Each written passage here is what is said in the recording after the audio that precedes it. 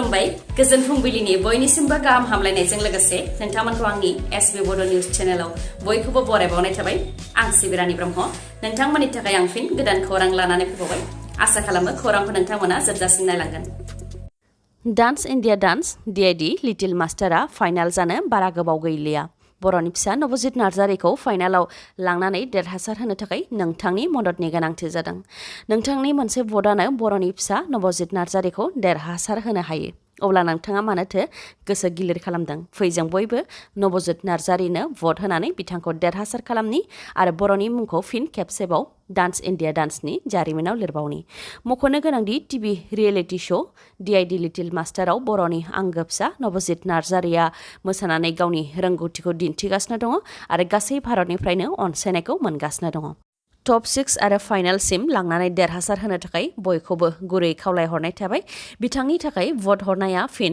दिनै मोनानि 9 रिंगानिफ्राय समबार फुंनि 9 रिंगासिम थागोन 9152915246 बे नाम्बाराव नोंथाङा मिस कल हरोब्लानो नोंथांनि बेसेन गोसा भटआ नवजित नार्जारिखौ देरहासार खालामनायाव मदद होगोन आसाम सोरखारनिफ्राय क्लास 4 आरो क्लास 3 नि पस्टआव थिसननो थाखाय जि एडभार्टाइज फोसावदोंमोन बे आनजादनि अक्ट'खौ डक्टर हेमन्त बिश्व शर्माया फोसावनानै होबाय लोगोसे आसामाव 1 लाख लाइमोनफोरखौ साख्रियाव थिसननो थाखाय आसाम सोरखारा रादाय होनायखौ सुफुंनो थाखाय आसाम सोरखारा आगान सुरगासिनो दं होननानैबो डक्टर हेमन्त बिश्व शर्माया फोसावदों डक्टर हेमन्त बिश्व शर्माया गावनि टुइटार एकाउन्टआव फोसावनाय बायदिब्ला क्लास 4 आरो क्लास 3 पस्टनि थाखाय आनजादा फारियै 7 आरो 21 आगस्टआव खुंजागोन लोगोसे क्लास 3 पस्टनि सिङाव ड्राइभारनि पस्टनि थाखाय गुबुन अक्ट'आव आनजादा खुंजागोन आरो बेनि थाखाय आनजादनि अक्ट'खौ थाबैनो फोसावनानै होनाय जागोन होननानै फोरमायथिदों डक्टर हेमन्त बिश्व शर्माया फोसावनाय बायदिबावब्ला क्लास 3 पस्टनि थाखाय गासै 6,71,805 बिजाथिफोरा एप्लाइ खालामदों आरो क्लास 4 पस्टनि थाखाय 4,43,655 बिजाथिफोरा एप्लाइ खालामदों बेबारनि साख्रि थिसनथायाव जाख्ल'नाय गैयालासे थिसनथाय होनाय जागोन होननानै फोरमायथिदों डक्टर हेमन्त बिश्व शर्माया मख'नो गोनांदि आसाम गभर्नमेन्टनि गुबुन गुबुन बिफानाव क्लास 4 नि थाखाय 13,300 पस्ट आरो क्लास 3 नि थाखाय 13,141 पस्ट फोसावनानै होदोंमोन आसाम सोरखारा फिन केएलअ उदखारि हान्जानि उदखार क'क्राझार जिल्लायाव केएलअ उदखारि हान्जाखौ हरखाबै एक्टिभ जानायखौ नुनो मोन्दों बावैसो सिगां सासे फालांगिरिखौ गुलि गावनायनि उनाव फिन पिस्तल दिन्थिनानै रां लुथिनाय जाथाया सोराङाव फैदों क'क्राझार जिल्ला सालाकाथियाव केएलअनि सोद्रोमाफोरा पिस्तल दिन्थिनानै फालांगिरिनिफ्राय रां लुथिनानै लांदों जाथायनि सायाव गलादारा फोरमायथिनाय बायदिब्ला गिबियाव 7 सुबुंफोरा खुगायाव मास्क आरो खर'आव हेलमेट गाननानै बाइकजों फैदोंमोन बेनि उनाव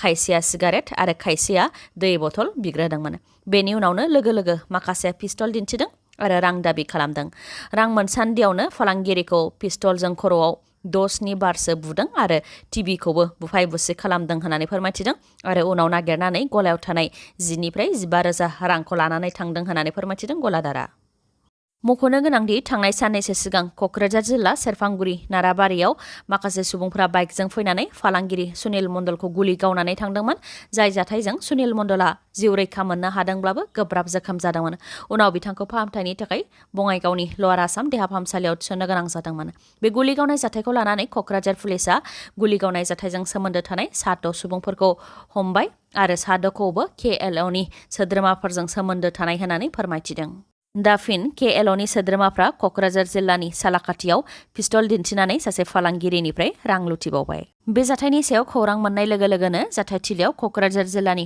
उफ्रा पुलिस बिबानगिरि सुरजित सिंह पानेश्वर बिथाङा थांनानै गोख्रोङै संदाननाय हाबाखौ मावहैदों state level police recruitment board आसामा नटिस फोसावदों नटिसनि गेजेरजों मिथिहोदोंदि आसाम कमान्ड' बेटालियन्सनि कनस्टेबल एबिनि गासै 2,450 पस्ट जायनि एडभार्टाइजआ थांनाय 7 डिसेम्बर 2021 मायथाइयावनो फोसावजादोंमोन बिनि पिएचडि एन्ड पिइटिनि रिजाल्टखौ फोसावनानै होबाय बिजाथिफोरा गाव गावनि रिजाल्टखौ slprb.assam.in आव थांनानै नायहैनो हागोन आरो जायफोर बिजाथिफोरा सायख'जाबाय बिथांमोनहा साइकोमेट्रिक टेस्टनि थाखाय slprb वेबसाइटनिफ्रायनो एडमिट कार्डखौ डाउनलड खालामनो नांगोन दुलाराय बर' फरायसा आफादनि बानजायनायाव दिनै क'क्राझार कमार्स कलेजनि नब्लाङाव बिटिआर गोरोबथानि दफाफोरखौ मावफुंनाय आरो बारग' एनडिबिफोरनि जेंनाखौ लानानै मोनसे जर'खा सावरायमेल लानाय जादों। बेनि सायाव दिपेन बर' बिथाङा खौरांगिरि मेल खुंनानै फोरमायथिदों दि बिटिआर गोरोबथायाव केस बोखारनायनि खोथा लिरखानाय बायदियै माखासे एनडिबिफोरनि केसा बोखारजाबाय, नाथाय माखासे एनडिबिफोरनि केसा बोखारजायाखै। बेनि अनगायैबो रन्जन दैमारि बिथांजों लोगोसे जर्ज बसुमतारी, रिपिका गयारी आरो माखासे दैदेनगिरिफोर जायफोर एनआइए आरो सिबिआइ कर्टनि गेजेरजों गुवाहाटी सेन्ट्रेल जेल आरो आसामनि गुबुन गुबुन जोबथेसालियाव जोबथेजानानै दङ, बिथांमोनहा 6 निफ्राय 12 बोसोरसिम जोबथेसालियावनो जोबथेजानानै दङ। बिथांमोनहा बबे समसिम जोबथेसालियाव जोबथेजानांगौ बेनि थाखाय सोरखार आरो जुडिसियारिनिफ्राय मोनसे थि सम होनाय गैया। खायसेया नांनायनि बारा समनि थाखाय जोबथेसालियाव जोबथेजानानै दं आरो उदां जानांगौबाबो खायसेया उदां जानो हायाखै। बेनिखायनो जोबथेसालियाव जोबथेजानाय आरो बाहेरायाव थानाय बिथांमोननि केसखौ बोखारनायजों लोगोसे जोबथेसालिनिफ्राय उदां खालामनायखौ लानानै जुडिसियेल आरो सोरखार लेभेलाव सावरायनाय जागोन आरो बे सावरायनायाव एनडिबिनि नखरनि सोद्रोमाफोरखौबो लेंहरनाय जादों होननानै दिपेन बर' बिथाङा फोरमायथिदों। बेनि अनगायैबो रिहेबिलिटेसननि सायावबो सावरायनाय जागोन। सोरबा रिहेबिलिटेसननि चेकखौ मोन्दों आरो सोरबाया चेकखौ मोनाखै। जायफोर चेकखौ मोन्दों बिनि गेजेरावबो चेकखौ लानानै माखासे बेले बेजे दङ, बेफोरनि सायाव सावरायनाय जागोन आरो स्पेसियेल रिक्रुटमेन्ट ड्राइभनि गेजेरजों दासिमबो सासेबो लाइमोनफोरखौ साख्रियाव थिसननो हायाखै, बेनि सायावबो सावरायनाय जागोन आरो बिटिआर गोरोबथानि गेजेरजों बिटिसिनि थाखानाय सिमाखौ बारायनायनि जि खोथा दं बेफोर गासैनिबो सायाव दिनै सावरायनाय जागोन आरो बेफोर दफाफोरखौ 2024 मायथाइनि गेजेरावनो मावफुंनो थांखि लागोन होननानै बुंथियो दिपेन बर' बिथाङा। लोगोसे दिनैनि बे सावरायमेलाव बिटिआर गोरोबथानि सागानगिरि प्रमद बर', गबिन्द बसुमतारी, बि सावरायग्रा बिआर फेरेंगा, धीरेन बर', डि अनजालु आरो सोरखारनि अफिसारफोर, मेलेमजिबिफोर, गागि नोगोरारिफोर, एबसु आरो एनडिबिनि दैदेनगिरिफोरखौबो हांख्रायहरनाय जादों होननानै मिथिहोदों दिपेन बर' बिथाङा।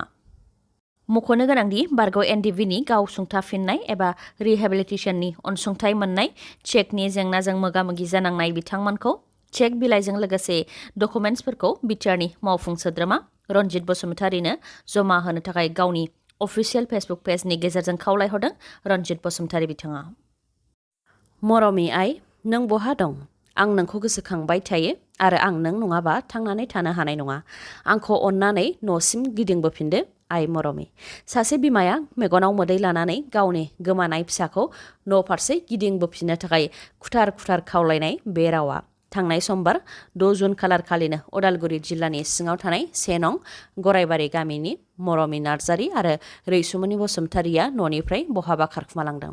मंगलसिं नार्जारीनि फिसाजो मरमि नार्जारीया 9 थाखोआव फरायनाय फरायसा आरो जोंसार बसुमतारीनि फिसाजो रैसुमनि बसुमतारीया 16 बोसोर बैसोनि। नखरनिया फोरमायथिनाय बायदिब्ला आनजाद खाथिनि थाखाय बांद्राय मबाइल नायनायलाय मबाइलखौ फिसानिफ्राय लादोंमोन आरो मबाइलखौ बिबाबो होफिनाखैमोन। बेबायदि जानायनि उनावनो फरायसालियाव थांनो होनानै इउनिफर्म गाननानै ओंखारलांदोंमोन, नाथाय बेगाव स्रोदै गुबुन गाननाय जोमनाय लांफानानै मरमि नार्जारी आरो रैसुमनि बसुमतारीया बहाबा थांदों। जायखौ लानानै रैसुमनि बसुमतारी आरो मरमि नार्जारीनि बिफाया गोमानाय फिसाजोफोरखौ गुवाहाटी आरो रङियानि खना खनला नागिरबायनानै हालाय हाफाय जादों।